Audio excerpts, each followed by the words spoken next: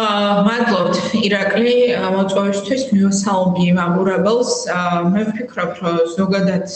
ჩვენ რასაც ვუყურებთ გასული განსაკუთრებით უკანასკნელი თვეების მანძილზე ივანიშვილის მოქმედებები ემსგავსება რაღაცა GPS სისტემა რომ მოშლილი ქონდეს რაღაც მოწყობილობას და წარმოიდგინეთ რომ რაღაცა გაურკვეველი მიმართულებებით ტრიალდებოდეს ერთი მიმართულებიდან მეორესკენ აბსოლუტურად უშედეგოდ აბსოლუტური ასე ვთქვათ გაურკვეველი ტრაექტორიით, იმიტომ რომ სიმართლე ის არის რომ რამდენი რაღაცა სისულელეც არ უნდა იბოდიალონ მრავალვექტორულ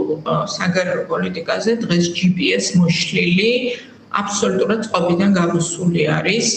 ივანიშვილის მთელი ასე ვთქვათ ეს სისტემა საგარეო პოლიტიკური ურთიერთობების ჩვენი ქვეყნის და მე ივანიშვილს ვამბობ, იმიტომ რომ მთავარი ერთ-ერთი გამოწვევა ჩვენი მათ შორის საგარეო პოლიტიკის მიმართულებით, მაგრამ ზოგადად სახელმწიფოსთვის არის ის, რომ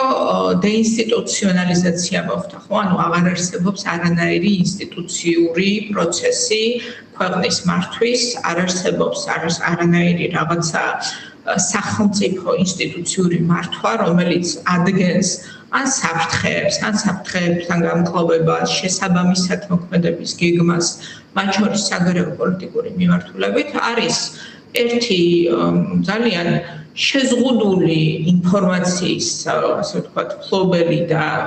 მსოფლიოს მოწყობაზე ძალიან უცნაური წარმოდგენების მქონე ადამიანი, რომელიც სადღაც არის გამოკეტილი, რომელიღაც მის სასახლეში და ის ჩემი აზრით არის სულ უფრო მეტ გაუგებრობაში, იმიტომ რომ მაინც და მაინც კარგად აღარ ესმის სად მიდის გლობალური პროცესები და თვითონ რა პოზიცია უნდა დაიკავოს, რომელიც მას მიეხმარება იმაში, რომ ძალაუფლება შეინარჩუნოს ნებისმიერ ფასად, იმიტომ რომ არანაირი სხვა ინტერესი ივანიშვილს, ხო? მოდი შევთანხმდეთ, რომ არ აქვს გარდა იმისა, რომ დარჩეს როგორმე ხელისუფლებაში. ახლა აი ეს მართვის სისტემა, რომელიც არის კიდევ ერთხელ აბსოლუტურად არაინფორმირებული და მოუმზადებელი ადამიანის ხელში, რომელიც უბრალოდ ვერ ხვდება რა ხდება, მერე ითარგმნება რაღაც ან მითითებებში, ან არამითითებებში, არამედ ინიციატივებში, რომელთაც ვიღაცაები გამოდიან მის გარშემო, რომ რაღაცა გამოსავალი აი ამ ჩიხიდან მოიძებნოს და უფრო ღრმა ჩიხში შედიან. მე ვფიქრობ, რომ აი ეს ყველაფერი ახლა რაც ხდება, აბსოლუტურად წარუმატებელი კრახი ეუთოს ფარგლებში, ხო, ნახეთ იქ ჩასული რაღაცა ძალიან დაბალი შესაძლებლობების მქონე ივანიშვილის წარმომადგენლობა, რომელიც სრული კრახით დაბრუნდა, უმძიმესი რეზოლუცია მიიღო ეუთომ ივანიშვილისთვის. ნახეთ, ჩემი აზრით ანაკლის სპორტთან დაკავშირებით განვითარება არის ამგვარი, რომ უბრალოდ წითელი ხაზი გაუვლეს, რომ ჩინეთის შემოსვლა ამ პორტში აბსოლუტურად მიუღებელი იქნებოდა და ეხლა ხო არ იტყვიან, რომ არ ააშენებენ ანაგლიას, ამიტომ ორივე ჯერზე იტყუებიან, რომ თითქოს აპირებენ, რომ ააშენონ და ამაზე შეგვიძლია ცალკე ვისაუბროთ ვრცლად ანაგლის სპორტთან დაკავშირებით რა ხდება და ვხედავთ, რომ ასე ვთქვათ, აი ეს მრავალვექტორული პოლიტიკა რეალურად არის ჩვენ შემთხვევაში ჩიხის პოლიტიკა, იმიტომ რომ საქართველოს სულ უფრო და უფრო ღრმა იზოლაციაში რჩება აი ამ GPS მოშლილი უვექტორო, მე ვიტყოდი და მიმართულებო მოძრაობების შედეგად, რომელსაც დღეს ივანიშვილი ატარებს, ერთადერთი მიზნით, რომ მოძებნოს რაიმე გზა საკუთარი თავისთვის ამ ჩიხიდან გამოსვლისთვის და უფრო ღრმა ჩიხში შეყავს ჩვენი სახელმწიფო. ანაკლის სპორტზე რომ ვისაუბროთ, უკვე მე რამდენად ვნახეთ ეს დაპირება. არსებობდა საერთაშორისო დიდი კონსორციუმი, რომელიც მის აშენებას აპირებდა, ეს კონსორციუმი ძალიან მეთოდურად დაიშალა, დაინგრა. სადაც წარმოდგენილი იყო საერთაშორისო ფინანსური ინსტიტუტების ინტერესი, წარმოდგენილი იყო დიდი საერთაშორისო აქტორების ინტერესი და დარჩა საბოლოო ჯამში ხა ზღვა ხომ მარტო ისა პორტი ხომ მარტო რა წყალი და ბეტონი არ არის, ეს არის ტვირთების რაღაც უსაფრთხო მოძრაობა. და დარჩა რაღაცა მხოლოდ და მხოლოდ ესეთი სადღეგრძელო და ასეთი მე მგონია რომ ესეთი სადღეგრძელოსავით მოვისმინეთ ჩვენ ბოლო დღეებში თქვენი პოლიტიკური გუნდის ხედვა როგორია ანაკლიასთან დაკავშირებით, ხა თავისთავად მამუკა ხაზარაძის და ბადრი ჯაფარიძის პოლიტიკაში შემოსვლა სწორედ ამ საკითხს უკავშირდება. შესაბამისად, თქვენ გაქვთ თქვენი ხედვა და თქვენი პოლიტიკური დღის წესრიგის ცენტრალური ნაწილია ხოლმე ანაკლის სპორტზე საუბარი და ამიტომ კითხავთ ამ თემას. ნახეთ, პირველ რიგში ჩვენ ხედვა კი არ გვაქვს ანაკლის სპორტი აშენებული იქნებოდა უკვე მართლაც მამუკა ხაზარაძის და ბადრი ჯაფერის მიერ დაარსებული კონსორციუმის მიერ ხელოვნურად, აბსოლუტურად ხელოვნურად რო არ მოხდარიყო ამ პროექტის შეჩერება, მაგრამ იცით რა, იმ დროიდან, როდესაც მათ ეს პროექტი, ასე ვთქვათ, კონსორციუმმა პროექტის განხორციელება დაიწყო და ივანიშვილმა ჩაშალა ეს პროექტი, ძალიან ბევრი რამ შეიცვალა რეგიონში და ჩვენ ვართ ახალი გეოპოლიტიკური რეალობის წინაშე. მათ შორის, რა თქმა უნდა, ეს ერთ-ერთი მთავარი, ასე ვთქვათ, ცვლილება შეეხება იმ უზარმაზარ გარღვევას, რომელიც მოხდა უშუალოდ ჩვენი მეზობლების აზერბაიჯანის და სომხეთის ურთიერთობებში და იმ აბსოლუტურად ახალი სტრატეგიული ხედვის, რომელიც შემოვიდა მშვიდობის და დაკავშირებადობის, მე ვიტყოდი, აი ამ მიმართულებით, როდესაც ტრამპის ადმინისტრაციამ საკუთარ პრიორიტეტად რეგიონში აქცია სწორედ, ასე ვთქვათ, დაკავშირებადობის პროცესები, მშვიდობის პროცესებთან ერთად. ახლა ჩვენი ხედვა ანაკლის თანისგან მიმართებაში სტრატეგიულად ჩვენ რო შევხედოთ დღევანდელ მოცემულობაში, სწორედ ამას გულისხმობს, რომ ჩვენც ანაკლია უნდა ვაქციოთ სწორედ ამ ახალი რეგიონალური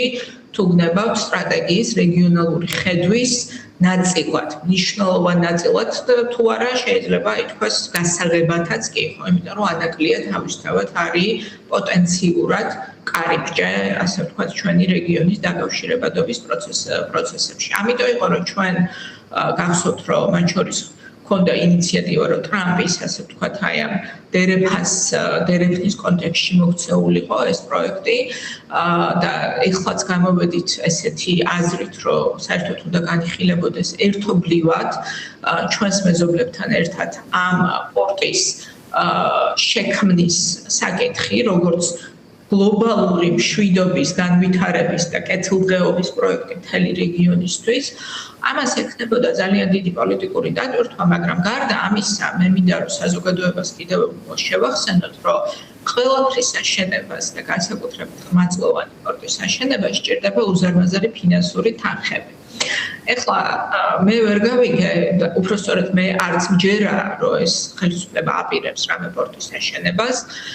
ჯერ საერთოდ გაუგებარია დაფინანსება ხო არ არის გამოყოფილი, მაგრამ რომც გამოყოთ მომავალში რაიმე ტიპის დაფინანსება ამაზე, მე დარწმუნებული ვარ, რომ ეს იქნება მხოლოდ და მხოლოდ კორუფციის მორიგი ბუდე, ხო, წყარო ამ ხელისუფლებისთვის, საიდან მოიპაროს ივანიშვილმა და მისმა ხელისუფლებამ ქართულ ხალხს რა გზით მოპაროს დამატებითი სახსრებით. როდესაც ამისი ალტერნატივა თუ ანაკლის განვითარება და ჩამოყალიბება მოხდებოდა როგორც სტრატეგიული რეგიონალური პროექტის, იქნებოდა ის, რომ დიახ, ჩვენ მოგვეზიდა ამ პროექტის როგორც, ასე ვთქვათ, შეთანხმდელად, ასევე შემდგომში წარმატებით ოპერირებისთვის ევროკავშირის უზარმაზარი ფონდები, იმიტომ რომ თქვენ იცით, რომ მათ შორის აი უკანასკნელ დაკავშირებადობასთან დაკავშირებულებადობის თემაზე